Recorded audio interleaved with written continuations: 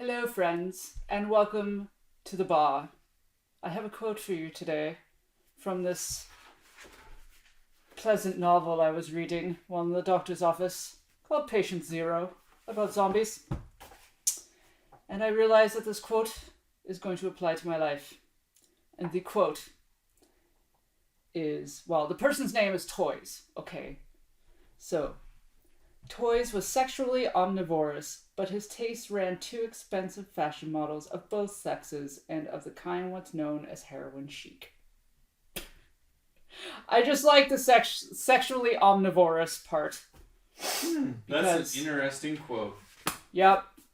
Rather than saying bisexual, I like sexually omnivorous. Well, I'm a sexual omnivore. That is an interesting quote. I am saying that from now on. That is definitely an interesting quote. Yep. I'm saying it from now on. I am a sexual omnivore. That is I eat a little bit of everything. That is a quote for the ages, and one written in a book by a prophet, nonetheless. Whose name is, what is his name? Jonathan Mayberry. Apparently. Patient Zero. Yeah, I started reading it. Nice. Yeah. Cool quote. Not very far along in it. Page 57. Patient Zero. Yeah, one of those books that I heard good things about, but I have not read it myself yet. Yep. I hope that you lead the way, and I will possibly follow you after. I've got a book on the go right now, but after that one, I could possibly do that one. I will report back. Report back, Patient Zero. Report back. Report back, Patient Zero. Report back. Right now, I think you might like it. Cool. Yeah, it's written in a almost like a play sort of way. Like there's a lot of conversation, okay, rather than a lot of description. Okay. Cool. And like the characters are like fairly simple. There's not a lot of weirdness going on. Like, and it's very like military sort of. Okay, it's more like a structured start. I wouldn't say that. No, I don't know. Well, I'm just repeating kind of what you described. So. Well, I meant by military, I was talking about the subject matter, not the writing style. Okay, but I mean, at the same time, you were describing, kind of the start, which seemed like it was, simple enough, so, and pretty straight to the point, I guess, not overly confusing to start it off. That's what I'm trying to say. Yeah, okay. Yeah, I just... kind of like uniform to start, not like it's all over the place, and in the first couple chapters, you're like, what's going on? Like, that's why I wouldn't use the term structured, personally. Well, cheers. Cheers. And welcome to the bar today. Yes. And you brought Patient Zero. I did. I like it. I like that quote. Yep, I like sexually omnivorous. Sexually omnivorous sounds like something that could be applied to many things. Could be applied to people. Could be applied to animals. Mm-hmm. Basically, that's it. Maybe cars. Mm. Maybe cars at like a smash up derby that are smashing into each other. They're like just sexually omnivorously smashing into each other and eating each other up on the smash up derby. Maybe that's a bit of a stretch, but I don't know. I tried. It could be applied to that too. Sure. Mm-hmm. Smash up derby cars can be sexually omnivorous. Yep, omnivorous. Omnivorous. Is it omnivorous or omnivorous? It might be omnivorous. Omnivorous. Omnivorous. Omnivorous. Omnivorous. I don't know. Whatever. Hello, my name is Amanda Omnivorous. I have the vocabulary of smash up derby cars, baby.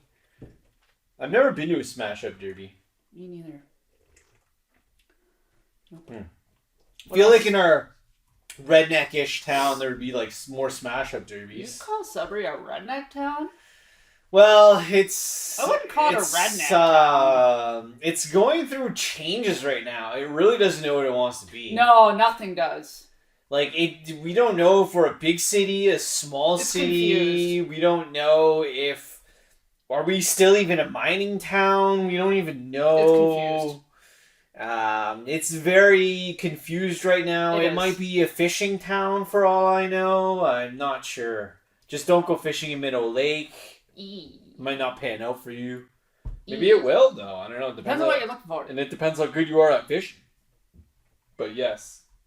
Yeah, our city has no idea what it wants to be. No. No. Not a clue. It's lost. It is lost. It's very lost. It's naked and afraid.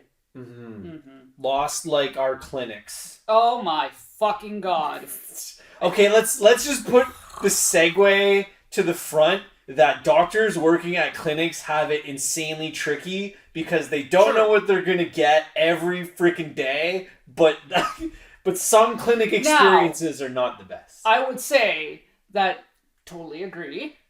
However, if you don't know what you're gonna get every single day, I feel like you should have come across a lot of different things. Maybe, but there's so many things to come across that the varieties are so different.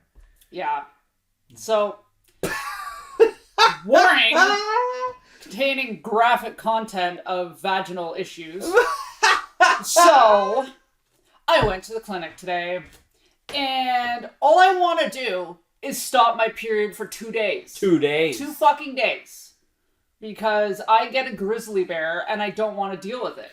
She just wants 2 days without a grizzly bear. Without a grizzly bear. She's explained this to me. Yes. 2 days. I've done my research. I looked into things. I read stuff. Didn't seem overly complicated. You go, ask for this particular drug that is apparently a contraceptive, and yada yada do, and things should be good for you. So, me being me, I'm like, okay, well, I'll go to the clinic and ask for thing, and things should be given to me. Shouldn't be too bad. Seems pretty straightforward. I sat there for 2 fucking hours. 2 hours. 2 hours in a clinic.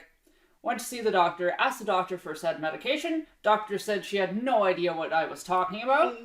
Asked me what it was, how it worked, what the dosage was, what the side effects were. So basically everything she was supposed to know as a doctor who has gone to school for at least 8 to 10 years should know. Didn't ask me about it, still didn't know what I was talking about, went to talk to another doctor, and he didn't know either.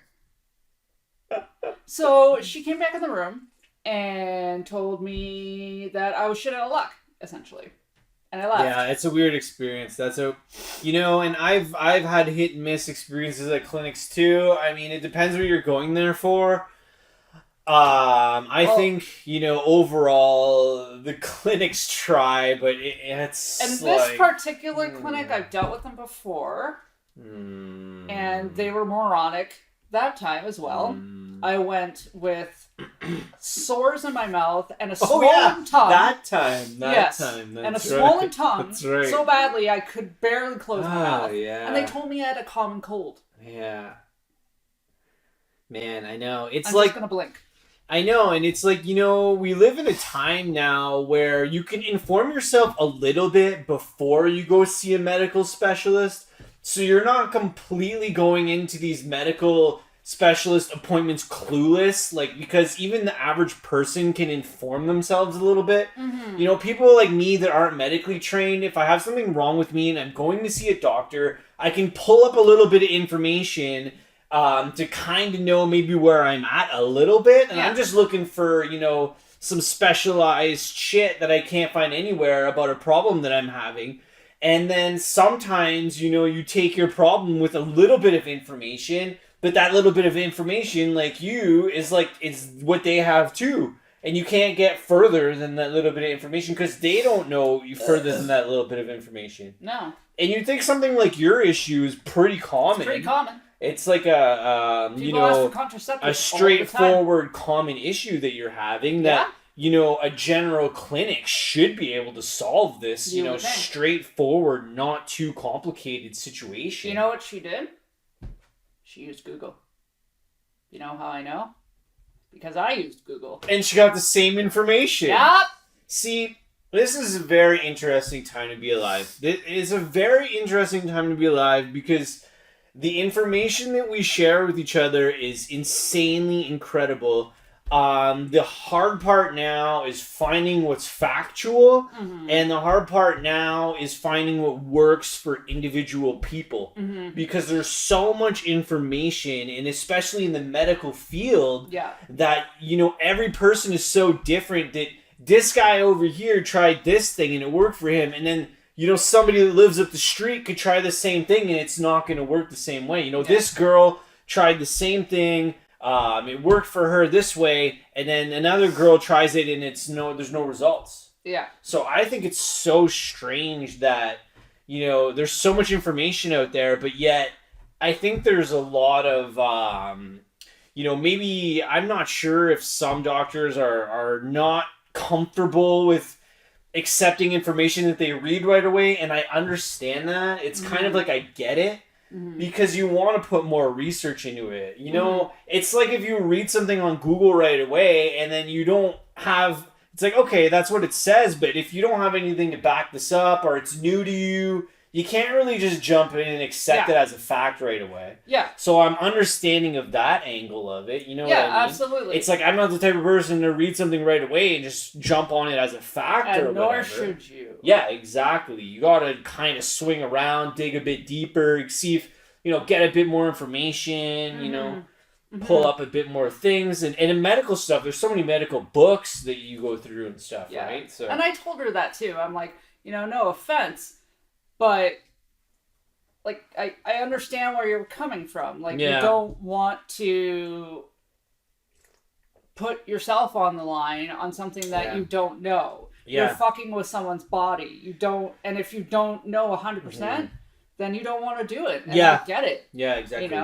But and that's kind of the thing is, like you kind of see from that perspective of like, okay, this maybe Dr. X is unsure of something, and they maybe, don't want to misinform you, so they'd rather spend a bit more time and like clear up a subject a bit more. Yeah. This doctor over here might be like, I know that right away or something, right? But like another one might be a little bit unsure of that topic or whatever. So I can kind of get it, and there's some doctors... I definitely understand that. And there's some doctors that are either like really green and are just kind of stuck in textbook world, which she might have been. Okay, she was quite young. Pretty new. She was helping the doctor, like she was working with him. Okay, yeah. So that could have been the case. And then in his case, I didn't see this dude, so I don't know.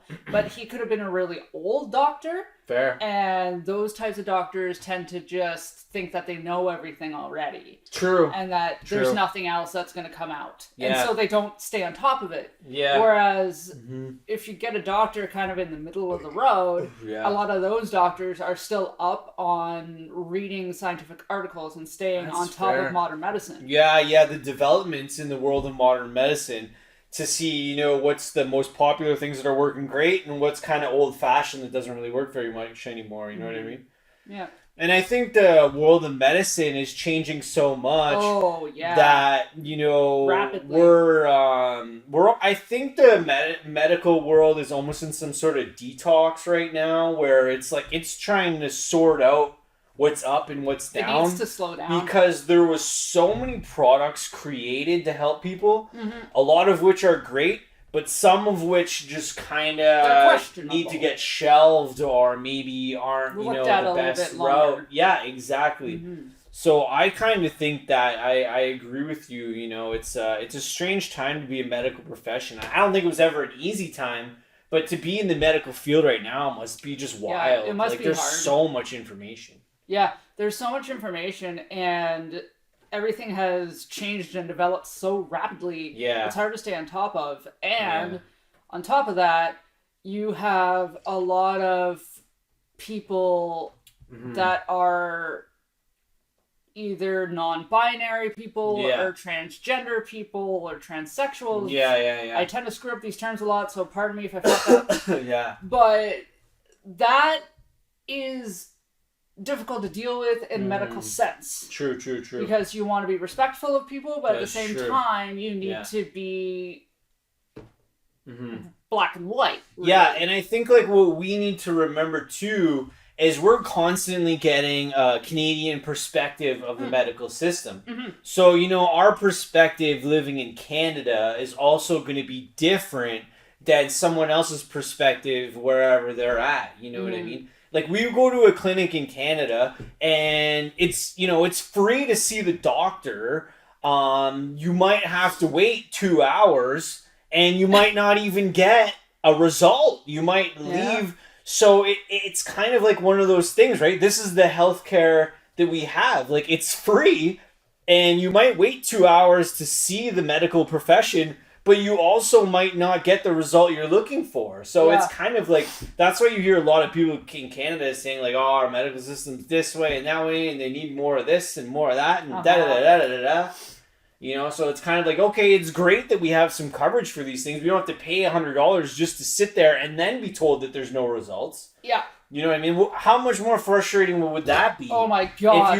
If you had to pay to sit there for 2 hours and only to be told that there wasn't any result for you right now. I'd probably bust out an Uzi and start popping caps. And that's the problem. And that's actually, you know, the thing that happens a lot of times. Yeah.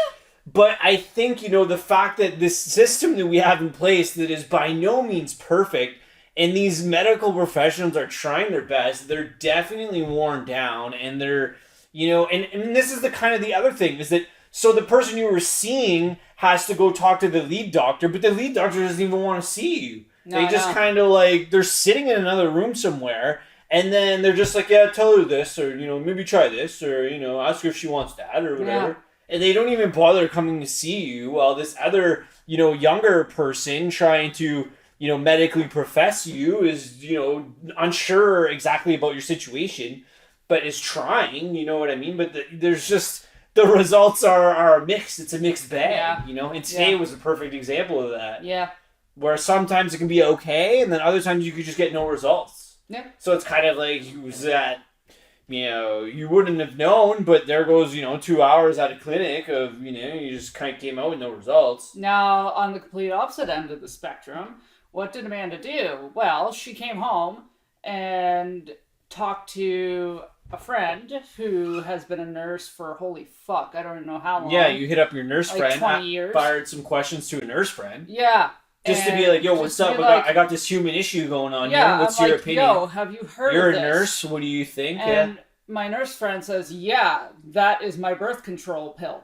So her nurse friend was on this exact thing that you were wondering about. Just a different dose. Yeah, so your nurse friend is like, okay, well, yeah, I have some information on this. Yeah, so the nurse friend says, oh, you can go on this website and fill out a questionnaire, and they send it to you in the mail.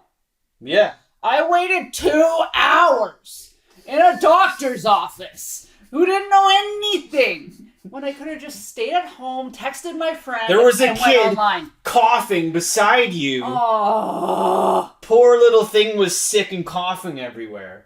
And you were sitting right there in the cough zone. I was sitting, and the kid was like this way. But I will say, at least kid's mom was good. Good experience. Good mom. Of taking care of the kid. Where he was 2. Like, he was little. Baby. So she was holding on to him. His head was on her shoulder, and he was coughing backwards. Yeah. And then even when he started to fidget, and she sat him down on the chair next to her, obviously she was paying attention to the kid because she could tell when he was going to cough. Fair. And she would cover his mouth with something. Fair. So good on you, Mom. You don't see those very often. So that's some good medical momming out there. Good momming. Good medical momming. Good momming. Way to mom. Yeah, way to mom. But yeah, so you hit up your nurse friend. Your nurse friend knew exactly what we were talking about, and even directed you to a site where in Canada you could just order this prescription directly from the pharmacy that sends it to you, I suppose, right? It's from a doctor. So you fill out the questionnaire that gets sent to a doctor. Okay. So mine happened to be sent to a doctor in Alberta. Okay. And it shows you. It shows you the doctor, picture, their name, and their credentials. Yeah. Okay. And it gets sent to them, and then they review it and decide whether or not the medication would be suitable for you. Yeah. And from what I understand, they contact you, and you can have it either sent to your pharmacy or sent to your house. So I think that's great, and I think that the fact that exists is super cool. Yeah, especially because when I was looking, a lot of the two that I really remember is birth control. Yeah. And mental health medication. Okay, yeah, for those two things, a lot of people are very uncomfortable to go see doctors and to talk about them. That's true. So the fact that you can go online and order these things and talk directly to a doctor, like you can full on chat with them. Yeah. Is phenomenal. Like. Yeah, and I think because we have so much online communication now, that I believe that the medical world is trying to sort out its online shit, and I think that is going to be something that is going to get better. But right now, I feel like it's a little bit like it's a snowball that's just kind of falling downhill, and nobody wants to stand in front of it, but it's moving, and nobody wants to kind of give it a direction. So everybody's just trying to make it better, but it's kind of like just steamrolling and like it's kind of like when it falls down a rock cut or something, and it's bouncing in different. Like exactly. Plinko. Yeah, exactly. Plinko. Yeah, like Plinko. So yeah, that's actually a good example.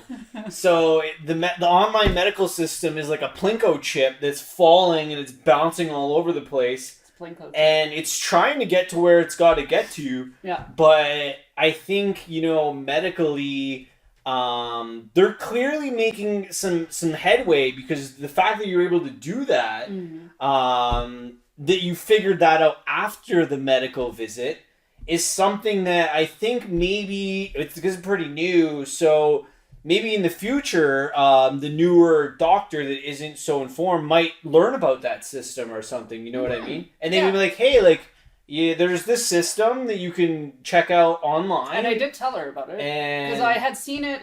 I didn't see the Canadian one. Oh, but I had seen it for the States, and I'd seen it for the UK. See, so, so if she saw that and she said, well, this certain thing, I can't seem to find any information about Canada on it, then I could see where maybe from her perspective, she might be a little like hesitant again, because and this was the thing, there's no Canadian information. Yeah, and this is why I could also tell that she used Google. Because when you type in the particular drug into Google, the first like 3 or 4 hits that come up have to do with the UK. UK, US, UK. UK, a lot of UK, and it's... So this thing is originally from UK, this new... I guess so. Medication like, or whatever.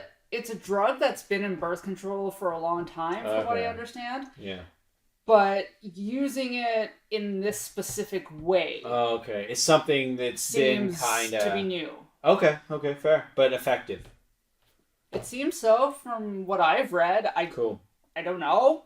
I've never taken it. I don't know anyone personally who's taken it. And this is the thing, is that because it videos. Is something new, this is what I'm trying to say, though. I'm trying to clear it up.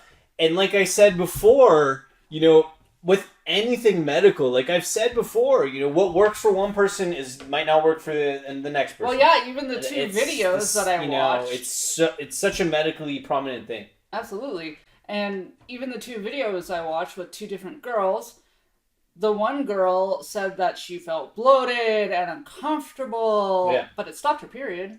But she felt bloated and uncomfortable. Yeah. And then the other girl, completely fine. Nothing happened. Worked good for her, and then... Yep. Yeah. Yep. So, I mean, yeah. It's to me, as a non-medical person that's not in the world of keeping up with learning medical things every day, I'm just...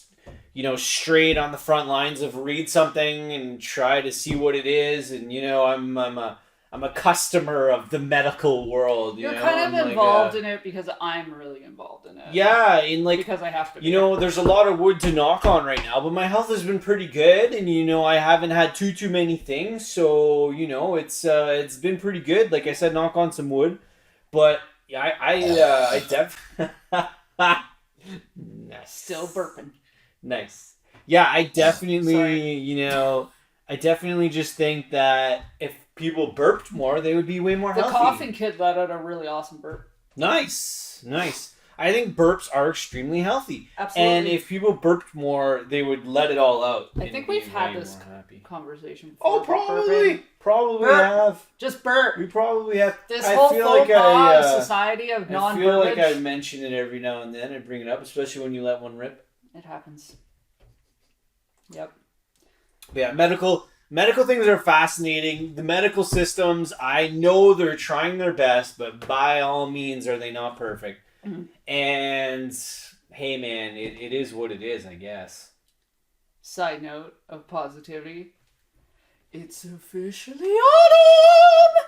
So Amanda loves autumn. We Because went you haven't figured that out yet. outside for a while today and went around. And when it's about 10 degrees Celsius, she's a fan. I'm happy. She's a fan out there. I'm happy. You see, I'm more of like a keep it above 15 degrees Celsius kind of guy. Once it starts to dip below 10, you know, my warm soul starts to get a little cool. Yeah. But, you know, I love I'll autumn. warm you up. I love Canadian autumns. I just say falls. Autumn is weird to me. I just say know. fall. I felt like saying something different. I like fall too, though. Yeah. So I say fall. Okay. I'm cool with that. I love Canadian falls because of the leaves and the trees. It's so beautiful out here. Yeah. There are so many trails. If you haven't been to Ontario in the fall, I don't know where you are out there. You gotta come. If you haven't been to Ontario in the fall and you haven't been on some of the trails that we have out here, some of the beautiful lakes and scenery, arguably there's no more bugs. Very little. It is arguably the best time. September is kind of an underrated month to come to Ontario. I tell tourists all the time because September could be the best month to come to Ontario. I see a lot of tourists, and that's one thing I hear a lot from people. Mm-hmm. Is they're like, I didn't know how awesome September was. Yeah. It's a nice month up here. I tell people all the time, September is the best month to do anything on Ontario. Arguably it is. It's almost like this forgotten month that is basically one of the best months for doing things outside. It rains a little bit, but it's not too bad. It usually rains at night. Yeah, exactly. The days are, if it might be cloudy, but the rain usually holds off if you're doing trail hikes. Anything like that. But if you want to come to Ontario in the fall, September is a good time to do it. October can get a little cold. It depends on what it is. I'd say if you're going to do October, the beginning of October is usually good. Yeah. By the end of October... You could be snowing. It could be snowing. Usually I get snow on my birthday. Yeah. So... Which, by the way, segue to Elvis. If y'all haven't seen it yet, I'm looking for an Elvis Christmas record. My birthday is coming.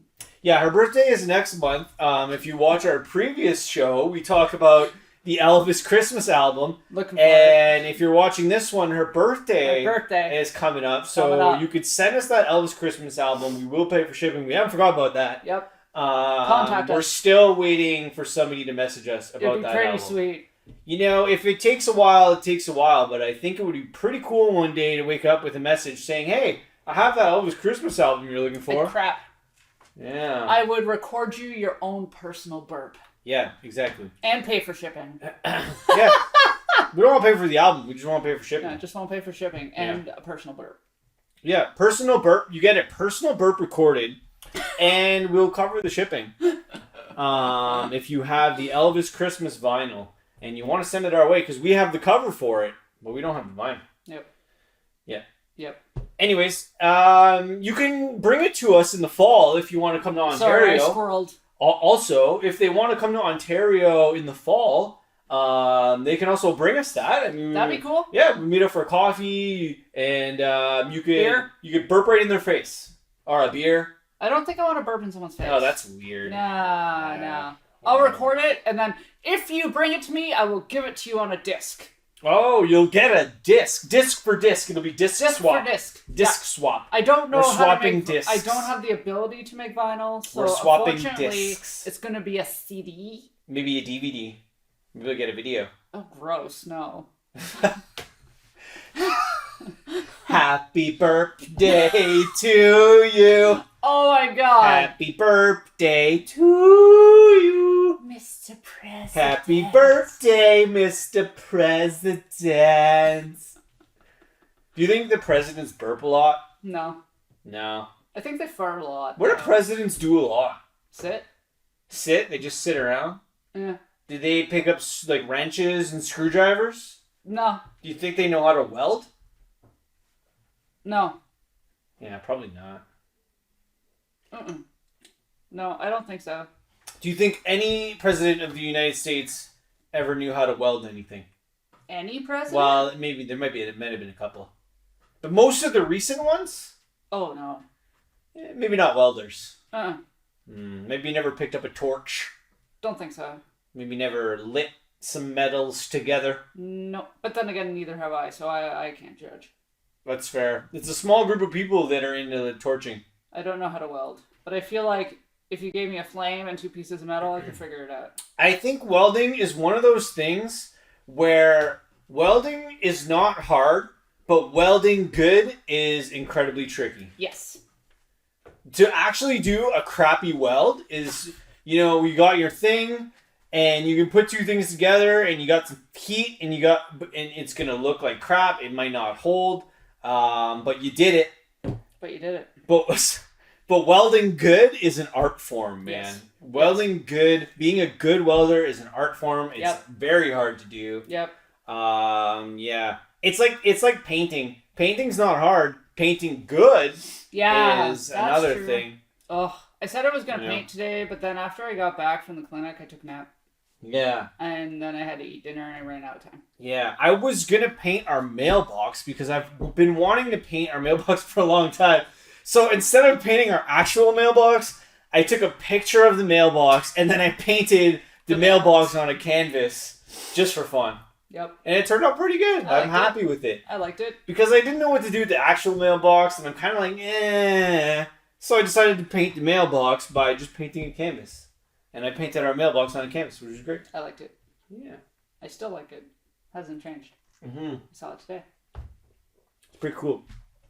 You know what came in the mailbox a long time ago? All right, we're doing the album of the week. Yeah, I might as well throw it up. You've listened to this? I think I have. Yeah, because it was in the car a while ago. The Jeep. Yeah. So, my album of the week this week is The Strokes. The New Abnormal. This album is from... Oh, nice. Did you notice? Yeah, I caught it. Nice. That was good. Thank you.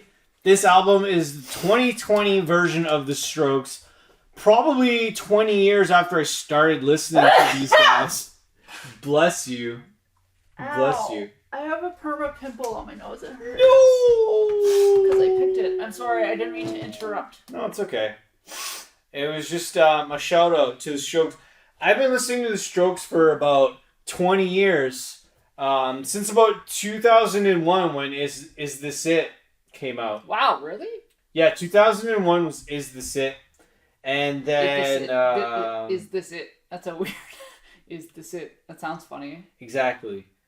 And then, I've been listening to a lot of their albums since 2001 to 2005. I believe they put out 3 or 4 albums. Okay. And that was the time where I was in high school from 2001 to 2005. So I listened to so much Strokes. Yeah? They were probably my favorite band from 2001 to 2005. Really? Yeah. I listened to all of their stuff. I loved it for camping. Like when we went camping with some friends and stuff, we just put on the Strokes, have a few beers. I listened to it while driving around everywhere. Huh. And I would love to see the Strokes live, but I haven't crossed that off my list yet. Interesting. But yeah, I was into the Strokes. You haven't seen one of your favorite bands live? That's sad. I know. I mean, there's some of my favorite bands I'll never see. But... Yeah. No, but I want to see the Strokes live show, and I mean, I've been listening to them for 20 years, and I haven't caught a live show yet, and I'm almost embarrassed that I haven't seen them play a show yet. But they play a lot in the States, and because we're in Canada, and it's never lined up for me the best. But I think I was close once. They were playing at a festival. Okay. And I just don't think I ended up... There was something else that was just wackiness that summer or something, and I went to some other festival, and you can't go to every festival, and it's just one of those things. So there's very few bands that I haven't seen that I wanted to see, and The Strokes is one band that I still haven't seen live that I've been wanting to see live for a long time. Interesting. And I hope that I get that opportunity at some point. One day you will. But yeah, so The New Abnormal is their new album, and I love the title, The New Abnormal. I like that. And because it was put out in 2020, and things have been feeling abnormal for a while, and they were even feeling abnormal before. But I'd say a solid 3 years. The fact that the album is called The New Abnormal basically leans on the set that normal is kind of a weird. Abnormal. Yeah, exactly. normal has always been a weird thing, and I love the album, The New Abnormal, because abnormal almost more is normal. You know what I mean? It's kind of like abnormal is just you doing stuff and you being you. Yeah, exactly. And normal is just, it is what it is. But I don't know. And I love every song on this album. It's a good overall. I think I like that album. Yeah, we listened to it a lot. I remember you saying it was good. Yeah, it's funny. The Strokes. It's probably because of you. The Strokes were never a band that I would like. That's cool. Yeah, I kind of introduce you to Strokes a little bit. I mean, I've heard stuff from the Strokes before, mm-hmm. but I never fully paid attention. Yeah. I never bought an album from them. Yeah, they were just kind of fair. like something I'd hear every now and again. That's cool, yeah. Like Room on Fire is the sit. They're bigger. Yeah, from that time from 2001 to 2005, like I said, like it was really good timing for them to be putting out some amazing music, because I was 16 to 8, well, whatever you are in high school, 14 to 17 or whatever the heck. And I loved everything they were doing, like 13 because it was the style of music that I still listen to. It's like it's rock. Alternative rock. Alternative rock. Alternative rock is probably my personal favorite type of music to listen to. I just love alternative rock. I like whatever alternative rock you're putting out there. It's probably my favorite style of music is alt rock. Not rock, not alternative, like alternative rock, like that pocket. Gotcha. Yep. Where you're experimental a little bit, or like an indie rock almost. Kind of, yeah. Alternative rock and indie rock are pretty close. They're sisters, brothers, yeah, you can kind of link them. Indie rock, alternative rock. Yeah, you can definitely link them. But I was really excited when they announced they were putting out a new album, and then I saw it, and I definitely had to pick it up because I've been listening to them for a long time. Like I said. The new album is great. Rick Rubin, I believe, produced it? Yeah, produced the album. Really? I think they worked with them. Cool. It might say somewhere on Rick here. Rick Rubin's a good producer. Yeah, I think so. If I'm not mistaken, don't quote me on that, but I think that he helped them out with this album. Cool. And I just love the overall feel that the Strokes have in their music. Mm-hmm. They're a garage band. I've never listened to another band that puts out music in a sense that they know how to try to make music, but the Strokes to me isn't a type of band that sits there for 24 hours to make one song and to make it like super perfect. Like I'd love to know more about their process of making music because I'm not too familiar with it. Yeah, because it sounds very kind of on the fly. Yeah, it sounds almost kind of rough. Like to me, they sit down, they jam for an hour, and then they have like a song, and then they record it, and then it's like that's the song. But then maybe that's just their sound, right? That's what I'm saying. There's like other bands that are like I don't know their process, but to me, they've always sounded like that. For 20 years of making music, they've sounded like that. Like let's take the Ramones for example. You would listen to the Ramones and think that they were kind of the same way, right? Mm-hmm. That it would just be off the cuff, but Joey Ramone was very obsessed with his voice. He was a perfectionist, and he would record take after take after take after take to make it perfect. And you wouldn't think of that. Mm-hmm. So I wonder if they're the same. Yeah, and that's super interesting because, I think there are a lot of things when it comes to making music and recording music that it is better to do it multiple times and pick the best one. But there's a certain realness and reality to being a human being that makes mistakes that you're putting into a piece of art that isn't supposed to be flawless because you're just a person trying your best at making your art. So to me, music in the extension of a recording of something shouldn't necessarily take 20 takes to get something. Maybe you're trying too hard. Maybe it's not the best way to do it if you have to record 20, 30 times to get what you're looking for. Yeah. I think there's a certain aspect of music to me, and the beauty of being a person and just trying your best is that you're gonna make mistakes. It's not gonna be exactly the way you want, but there's a certain level, and I think all artists, the musicians would agree that it's our own thing that keeps wanting us to try again. Like, oh, I guess I'm gonna try that one more time. I'm gonna try that one more time, And it's not that we're trying to get it, 100%. We just didn't like the other one. It's like, nah, I don't like that one. I'm gonna try it again. You know what I mean? Yeah, I think that's kind of the way that I always see it. Yeah, I think for me as a musician, at least when it comes to learning songs, and I'm thinking about this right now, I guess, because I'm currently learning a song. Yeah. And I am a notorious perfectionist. Yeah. To the point Fair. where it's destructive to myself. Fair. Learning how to deal with that. So I will practice and practice and practice until I get it perfect. Cool. But I've learned that the reason I do that, at least with music, is because once I get it perfect, then I'm at least perfect in my own head. That I'm comfortable enough to be able to twiddle with it and make it my own. Fair. Yeah. And I've always done that with bass lines where I'll learn it the way it's played. Yeah. And then I'm like, okay, I don't need to do this, or this part feels blank to me, so I'll do a run here instead of over here. That's true. And I think,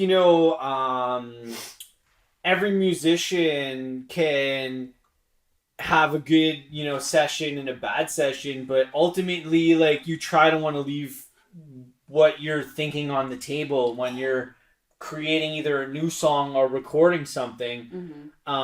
It's just you in that moment with whoever else is with you, and you're trying to give it your best in whatever way possibly you can. Hit me with your best shot.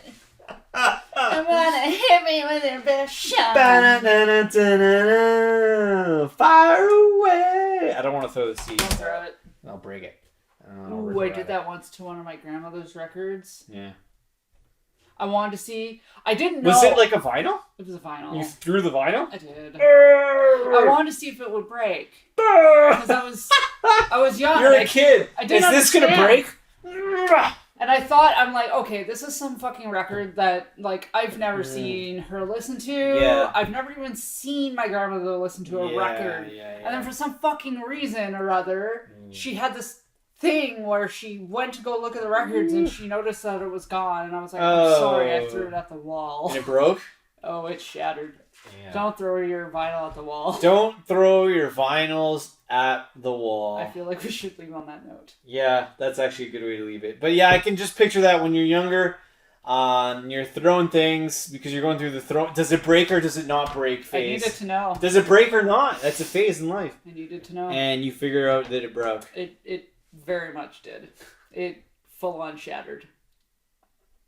Do you want to read the quote again or do you want to just leave it? Be a sexual omnivore. That's what I got out of that quote. Great. Great. I am a sexual omnivore. Okay. I'm going to say that to somebody soon. Perfect. Because it's wonderful. Mm-hmm. So cheers to sexual omnivorism. Yep. Sexual omnivorism and the strokes. And the strokes. At the same time. Bye, everybody.